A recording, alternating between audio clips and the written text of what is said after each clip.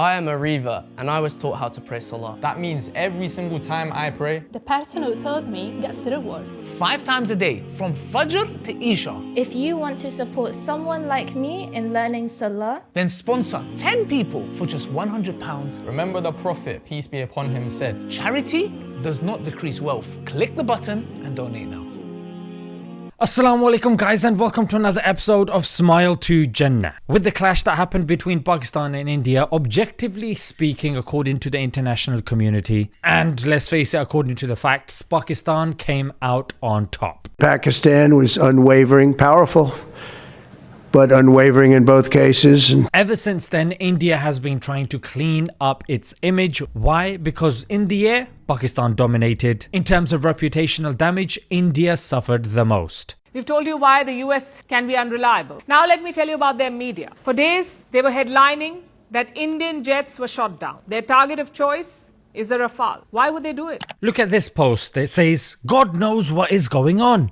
French media is downplaying French Rafale with Chinese missiles. Is anti-India sentiments so high in the world? But there was another frontier that not many people know about, where the war was also being fought. That was digitally. Yes, the hackers were doing their thing.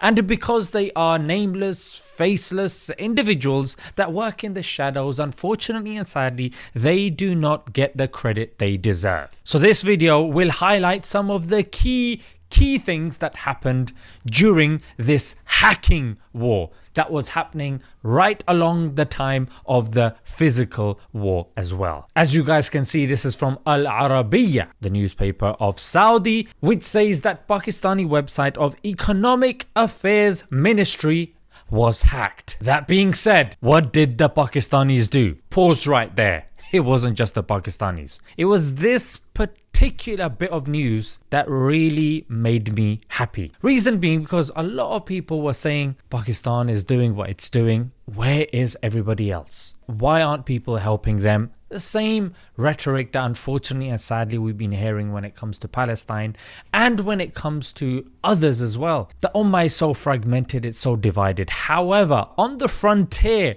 of hacking, let me just tell you who was involved. It was a joint effort of Pakistan, Bangladesh, Indonesia, Morocco and the Middle East. Yes, you had these unsung heroes that had come together from all of these nations that were armed with a computer, a chair and a Wi-Fi connection. And these guys joined forces and helped Pakistan against this arch nemesis. So according to Siyasat Daily, Pakistan allied hackers launched 1.5 million cyber attacks on Indian websites. So the first bit of news I want to bring your attention to, this is, bear in mind what the Indians have said according to their media. So the Indian defense websites were hacked. More specifically, was hacked by Pakistan Cyber Force, who claimed responsibility for this. This, like I said, was reported by the Indian media, but it has not been acknowledged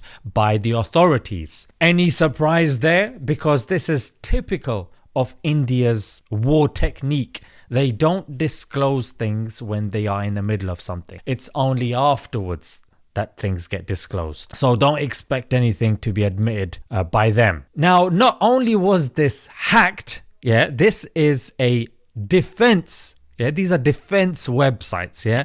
Personal data, login credentials relating to the Indian defense personnel were accessed. This is incredibly embarrassing. This is supposed to be an organization that's responsible to defend the country from external attack. And some don with a keyboard and a mango lassi on the side was able to infiltrate the biggest democracy in the world. This is very significant and it's not being highlighted and given the credibility and magnitude it deserves. Number 2, Indian military engineering services was attacked and sensitive data was accessed. Look at this. Military engineering services. You've already smashed the defense. Now it's the engineering that keeps the defenses up. I mean, these guys were very strategic. Then we go on to the Institute for Defense Studies. Flaming Nora. Now it's the institution